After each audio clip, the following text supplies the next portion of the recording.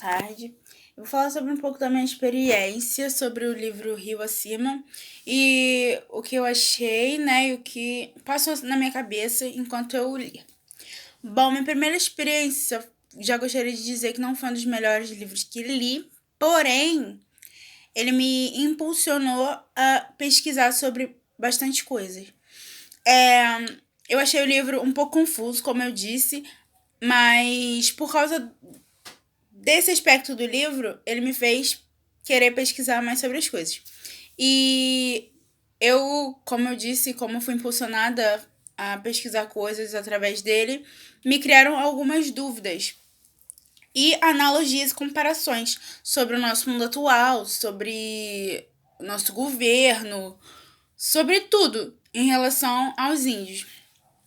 Claramente não vou poder deixar todas aqui, mas eu pensei em duas que me chocaram bastante pelo fato de eu ter pesquisado, pelo fato de eu ter lido, né, mais sobre a cultura indígena e tal.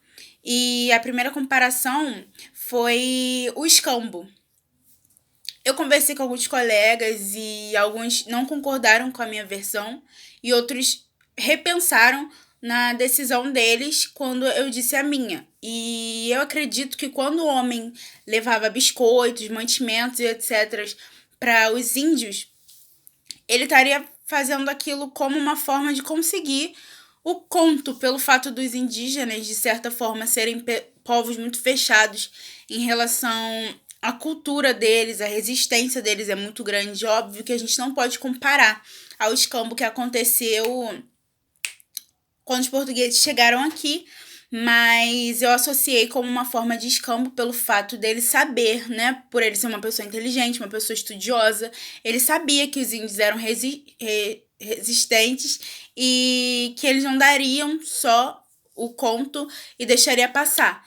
Não só daria e falaria, é aqui, toma. Tanto que ele já foi várias vezes, como já dito no livro, não é a primeira vez que ele foi na aldeia para caçar sobre o conto, e eu acredito que não foi a primeira vez que ele foi pelo fato dele não ter conseguido na primeira vez que foi. Então, ele mesmo já foi montando artimanhas, eu acredito, que poderiam fazer a cabeça dos índios. Porém, conversando sobre isso, eu também cheguei à conclusão que os índios não estavam sendo forçados a isso, de certa forma. Até porque quando morre o xamã, né, se não me engano, eles ficam meio que perturbando o homem para que ele pudesse ficar e se tornar o novo. Então eu acredito que ele não estava fazendo mal para as pessoas que estavam lá. Não sei se é pelo fato dos indígenas serem pessoas que não veem o mal das pessoas e tal, e sempre acham que as pessoas estão fazendo as coisas por benefício deles e pelo benefício do povo e tal. Mas eu pensei nisso. E a segunda problematização, eu diria, seria sobre a hipersexualização do corpo feminino indígena e até mesmo os não indígenas, né? Poderia dizer assim. E assim que eu li que ele ficou excitado com o corpo das indígenas e etc., eu fui pesquisar mais sobre e me remeteu ao carnaval, não sei porquê, mas assim que eu li, eu tive um pensamento muito claro do carnaval, pessoas fantasiadas de índio, que pra mim não deveria existir, até porque eu, como mulher negra, sei que o nosso povo, no meu caso, o povo negro, não é fantasia, não é, a gente não escolheu ser negro, então eu acho que essas coisas não deveriam ser brincadas ou comemoradas num dia de folia, né? Porque não é uma coisa séria. As pessoas estão lá porque elas escolheram estar lá e elas simplesmente estão fantasiadas de povos, o que pra mim não faz muito sentido. Mas eu levei em consideração isso, né? Quando disse da hipersexualização, até porque quando eu penso em carnaval, eu também penso em hipersexualização, né?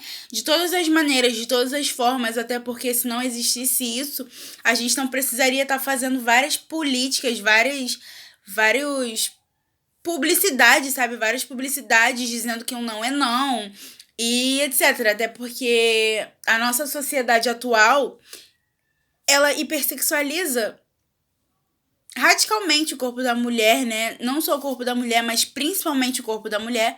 E foi isso, assim que eu escutei falar, né, sobre assim que eu escutei não, assim que eu li sobre o homem, né, que ele se escondia muitas das vezes para se masturbar pelo fato do corpo das indígenas e me remeteu ao carnaval, como eu disse. E é isso, eu acho que o livro é um livro que te impulsiona a fazer muitas coisas, não, como eu disse, não é um dos melhores livros que eu já li, tá longe disso, mas é um livro que te faz um ser pensante, eu diria assim, faz você ler e você refletir sobre o que tá falando, faz você problematizar as coisas que nelas estão ditas. E eu acho isso importante, sabe? Eu acho importante a gente impor na cabeça dos jovens de hoje em dia que eles precisam ser seres pensantes, que eles precisam problematizar se eles não gostam daquilo. Eu acho que a gente não pode crescer com um senso comum. Eu acho que nós mesmos temos que fazer o nosso senso comum, sabe? E transformá-los ele em um senso público, talvez. Porque antigamente era muito ensinado a gente a escutar e ficar em silêncio. E hoje em dia a gente tem a oportunidade de falar, oportunidade de dizer o que a gente pensa. E eu acho que a gente tinha que aproveitar mais isso, sobre isso, né? Porque é uma oportunidade muito grande, até porque antigamente, se a gente for parar para pensar, as pessoas que tinham oportunidade de fala eram pessoas muito grandes, eram homens, né, de certa forma, eram brancos, a gente pode dizer assim, pelo nosso passado, né? Nosso passado histórico também remete muito a isso, mas é isso, eu acho que a gente tem que aproveitar nossas oportunidades e, como eu disse, o livro foi uma oportunidade para eu pensar, foi um impulso para eu pesquisar sobre as demais culturas, foi um impulso. O livro, então, nesse quesito, foi muito bom. Recomendaria para que mais pessoas falassem teorias delas e assim a gente pudesse compartilhar e formássemos um senso público, como eu disse. E é isso. Bom, a ida do antropólogo até a Amazônia poderia ter sido usada como uma forma de expandir a cultura, não de expandir, mas de trazer uma representação da cultura indígena para o meio urbano.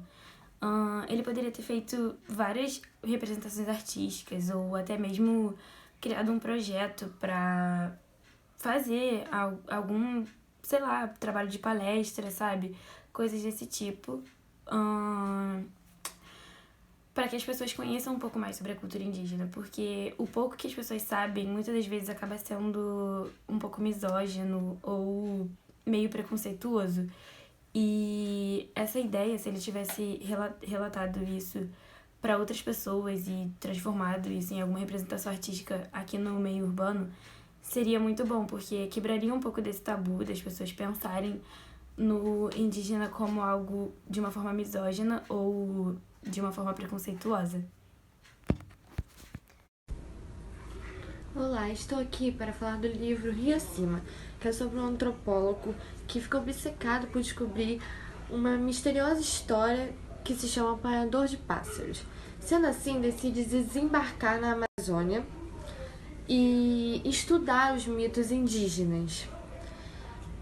Lá, os índios, aparentemente mais lúcidos que ele, pedem que ele não volte mais para o Sudeste e fique lá para exercer um papel e assim compreender melhor, sem ser de fora da sociedade. Assim, ele viveria na sociedade indígena e poderia falar como o próprio vivente.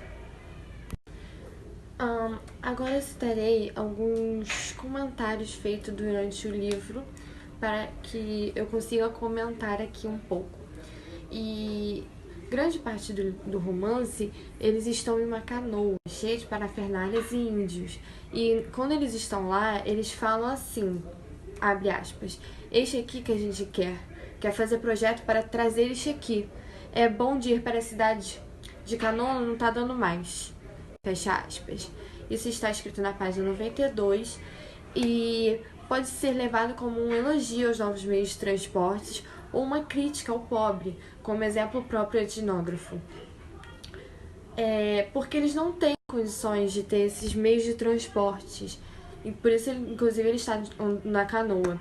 E pode ser uma crítica ao governo que, contrariamente dos pobres, tem esses meios de locomoção. Agora eu queria falar um pouco sobre uma parte muito importante do livro, que é o tema central, que é sobre o preconceito, racismo, sobre os índios, e queria deixar alguns comentários do governo atual do presidente Jair Bolsonaro, que me lembrou muito lendo esse livro, porque eu gosto muito de ler sobre esses assuntos e estar por dentro de tudo isso, porque eu sei que os direitos dos índios são importantes, que o preconceito existe sim, mesmo que o Bolsonaro diga que não, e eu acho muito importante todos lermos sobre isso. E eu também queria falar sobre o abuso das pessoas com os índios, porque eles são um povo que são muito resguardados, eles têm a sua própria cultura, eles apenas vivem com eles mesmos, eles têm a sua rotina, suas histórias, suas crenças, e eles não gostam de ficar falando isso para as pessoas de fora. Então, nesse livro, eu senti como se o etnógrafo abusasse, pois eles não queriam falar sobre aquela história e ele ficava insistindo até conseguir no final. Então, eu acho que as pessoas não têm respeito com esse povo. E foi então, na página 143, que ele conseguiu sua cobiçada história para o seu brilhante futuro acadêmico. Mas ele dizia que nada entendeu ou pouco entendeu, que ele não saberia se poderia usar ou não. E poderia terminar por ali, na página 143. Mas ele se prolonga por mais um capítulo, e é aí que se inicia uma nova percepção do livro, que é sobre o realismo, que é concedido ali sobre o contemporâneo, e foi aí que minha leitura não foi muito agradável.